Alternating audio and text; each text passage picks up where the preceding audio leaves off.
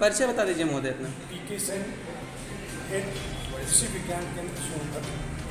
आज माननीय प्रधानमंत्री जी के जन्म दिवस के उपलक्ष्य में हम लोगों ने सब्जी का किट वितरण किया और किसानों को, किसान महिलाओं को पोषण संबंधित जानकारी दी तथा हमारे कृषि विज्ञान केंद्र से प्रदर्शन, प्रशिक्षण और ऑन फार्म ट्रायल और जो हमारे इन सर्विस ट्रेनिंग का बार बार कार्यक्रम चलाया जा रहा है और इसके अंतर्गत हम कृषकों को प्रशिक्षित करते हैं, उन्हें प्रदर्शन लगा करके अपने उनके खेतों पर ट्रायल लगा करके हम दिखाते हैं कि हमारी उन्नतशील तकनीकी की क्या क्या विशेषताएं हैं, जिसे वो एडॉप्ट करके अपना प्रोडक्शन, अपना पोषण संबंधित सारी चीज़ अपडेट करें।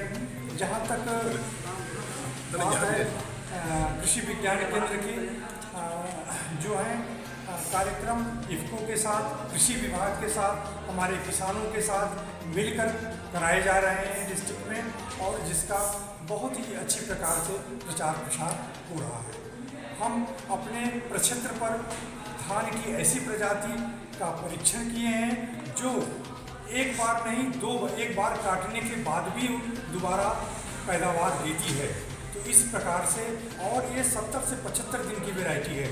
हम परीक्षण कर रहे हैं, अगर परीक्षण में हम सफल होंगे तो हम किसानों को खेतों पे कराएंगे और किसानों को खेतों को करके पूरे जिले में इसे वितरित करेंगे, विकसित करेंगे इसे। इन्हीं सब कार्यक्रमों के साथ हमारा कृषि विज्ञान केंद्र किसानों के साथ, किसान महिलाओं के साथ, रोजगार युवाओं के साथ मिलकर कार्य कर रहा है।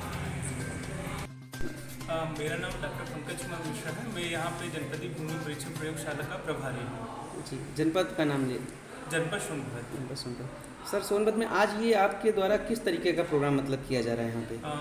पहले तो मैं अपने माननीय मुख्यमंत्री, माननीय प्रधानमंत्री के जन्म दिवस पर उनको हार्दिक बधाइयाँ देता हूँ और तथा जैसे हमारे माननीय प्रधानमंत्री का एक सपना रहा हुआ है कि हमारे किसानों की आय में वृद्धि हो, तो उसी की कड़ी में आज ये कार्यक्रम का आयोजन किया गया है, जहाँ पे किसानों को पोषण से अपनी स्वास्थ्य कैसे प्रबंधित कर सके और उसके साथ ही साथ और हम अपने जो हमारे लाइनिंग डिपार्टमेंट में हैं, जो इफ़को के प्रबंधक महोदय द्वारा उनका ये जो आपका ये नैनो यूरिया का जो उत्पाद है, जैसे हमें अपने खेती में लागत कमी करने के लिए बहुत ही अच्छा है, ये एक साधन हो सकता है।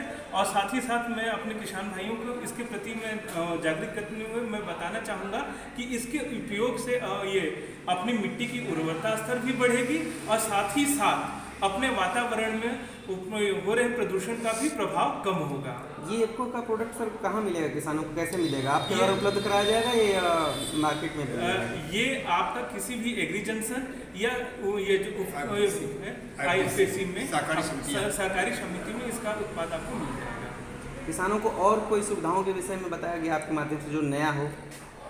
फिलहाल तो आपका ये चल रहा है, ये है ये वातावरण के लिए, और हमारे विभाग की जैसे सबसे इस समय सबसे अच्छी योजना जो चल रही है ये किसान, ये प्रधानमंत्री किसान सम्मान योजना। तो हम अपने सभी कृषक भाइयों से अनुरोध करना चाहेंगे कि इस समय पे जो भी किसान भाई अपना EKYC ना कराए हो, अपना EKYC करा लें और साथ ही साथ हमारे विभाग से हमेशा जुड़े रहें, जिससे उनको समय समय पे हमारे विभाग द्वारा जो भी दे सुविधाएं हैं वो अनुमन्य हो सके। किसानों की सुविधाओं को लेकर किसानों की आप यहाँ अपनी इस ऑफिस से किस तरीके की मदद करेंगे किसानों को?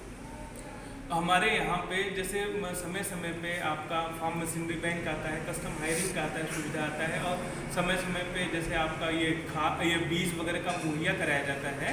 तो फिलहाल जो हमारे यहाँ पे राजकीय बीज गोदाम ये है, वहाँ पे आपका रबी वाले सीजन पे ये जो रबी के वो फसलें हैं उसकी सीड आ जाएगी, जो हमारे ये कृषकों के लिए लाभदायक होगा।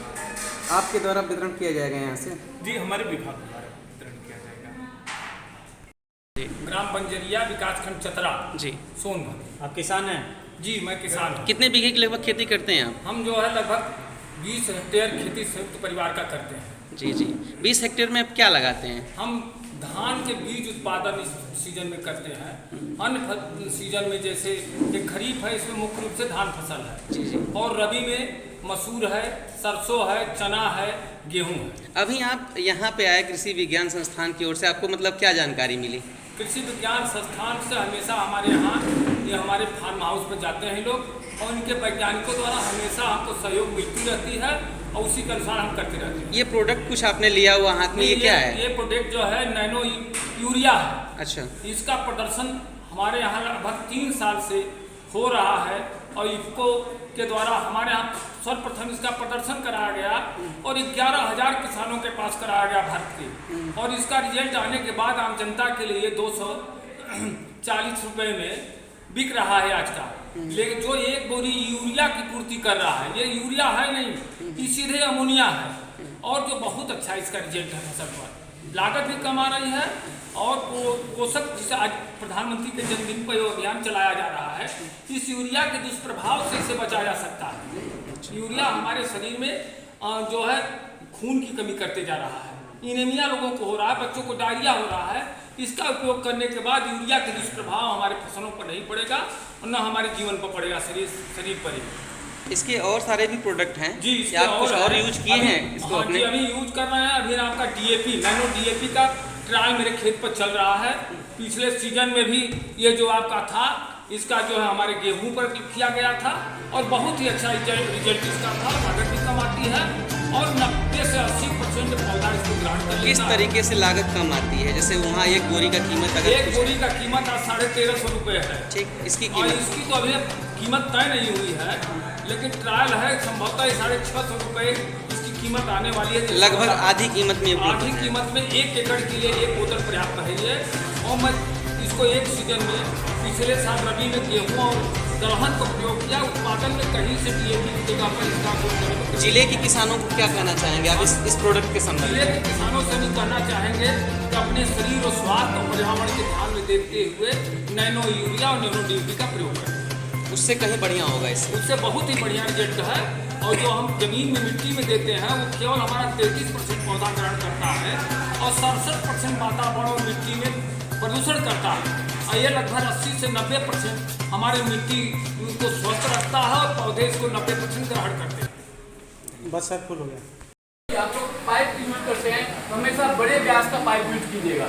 बड़े व्यास का कारण ये होता है कि अगर आपका 4 इंची का पानी का प्रवाह है, 4 इंची का बोर्डिंग है और 4 इंची का आपने पाइप लगाया, तो वो क्या करेगा, जब ज्वाइंट होगा और कुछ ना कुछ रुकावट जरूर करेगा उसे, ठीक है, क्योंकि कहीं ना कहीं उसको ज्वाइंट करना है। ज्वाइंट जब भी कोई चीज़ का ज्वाइंट होगा तो वहाँ पे क्या होगा, कुछ ना कुछ अवरोध जरूर पैदा होगा।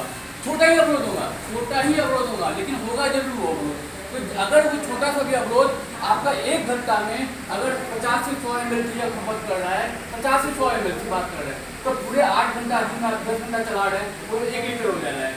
आपके लिए कहने के लिए वो 50 से 100 ml है, लेकिन अगर आप उसका ड्यूरेशन देखिए, ठीक है,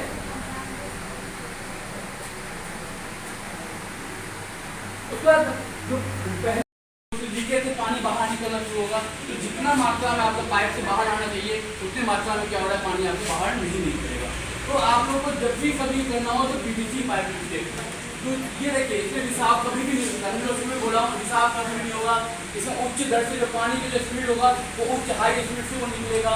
जंग रोधक होते हैं। दूसरा चीज, लोहे का जो सामान होता था पहले पाइप, उसको ले जाने के लिए 2, 3, 4 लोगों की जरूरत होता था, क्यों उठाना भारी होता था। ये ईजी होता है। बोलते हुए नहीं हो गया दोस्त।